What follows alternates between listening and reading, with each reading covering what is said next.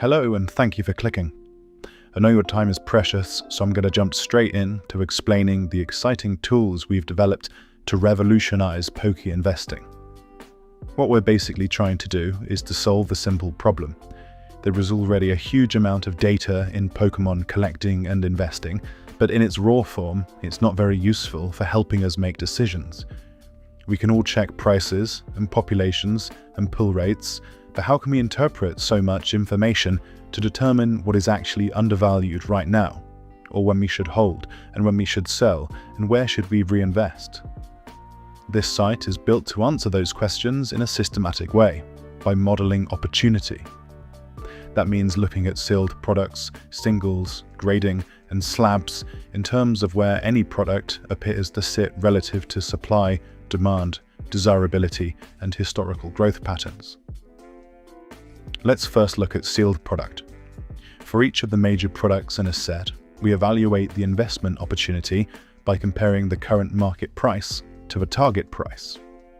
To estimate that target in a way that is grounded in real market behavior, we first look at how older sets have performed over time.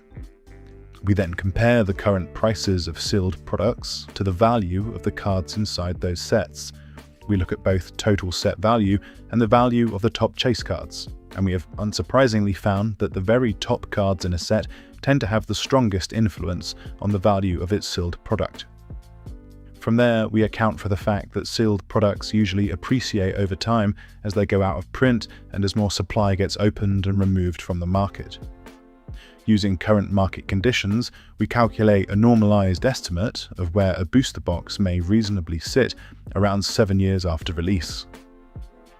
Once we have that longer-term estimate, we can work backwards and calculate where that product would sit today if it were progressing toward that goal in a straight line.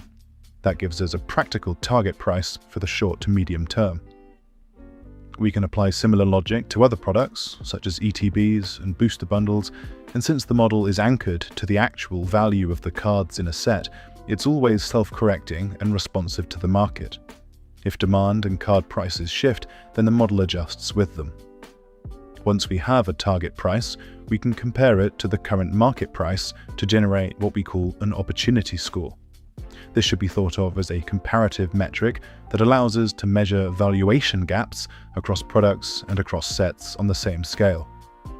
A score above 1 suggests that a product may be undervalued relative to its expected growth path, and in general, we view a score of above 2 as a strong signal that a product deserves attention.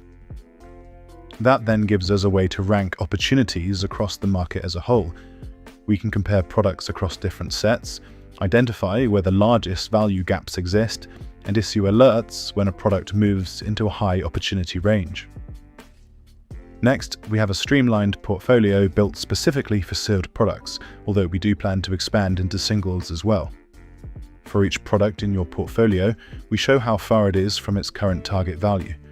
That gives you a clearer sense of where the product sits in its growth cycle and at what point it may make sense to start thinking about redeploying that value elsewhere. We also categorize investments by status. Immature investments are those that still appear to have substantial growth ahead of them. Maturing investments are those that have already seen meaningful appreciation, assuming you did not overpay on entry. And mature investments are those that have largely caught up to where the model suggests they should be at this stage in their cycle. From there, you can analyze your portfolio in a more actionable way. The system compares your mature holdings against alternative products you could reinvest into by looking at the gap between current market price and target value. In other words, it helps you identify where capital may have more upside if moved elsewhere. Okay, that's sealed. But where this gets really exciting is with singles. The foundation of how we think about identifying undervalued single cards is Card Duel. Card Duel is a simple zero-sum comparison game. Users are shown 2 cards and choose which one they would rather have in their collection. That preference data is then fed into a rating system based on Glicko, which is a variation of the ELO system used in things like chess and other online games.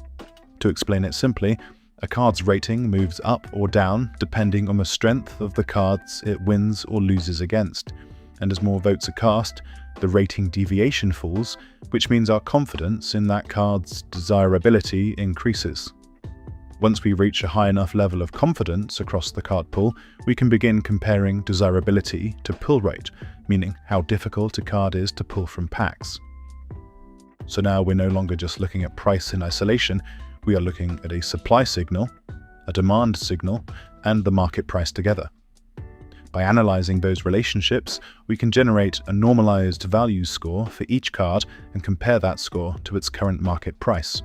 That gives us a framework for identifying cards that may be undervalued or overvalued relative to their actual position in the market. We can take a similar approach into grading as well. We have data on gem rates, which tells us how often a card tends to grade as a PSA 10, and if we take the PSA 10 price of a card, multiply it by the gem rate, and then subtract the costs associated with grading, we get an average expected value which grading that card would return.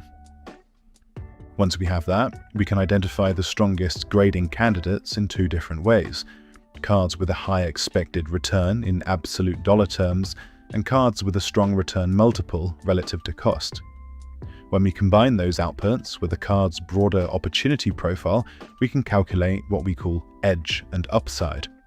Cards that score highly on both are what we consider to be the strongest grading opportunities. We can also apply similar logic to cards that are already graded.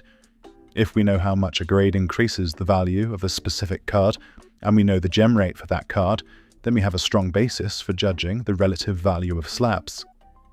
We also know that cards with lower PSA 10 populations generally command stronger premiums, and so by looking at the value added by grading, the scarcity of a card in a 10, and the raw price of the card itself, we can estimate how cheap or expensive a slabbed copy of a particular card is.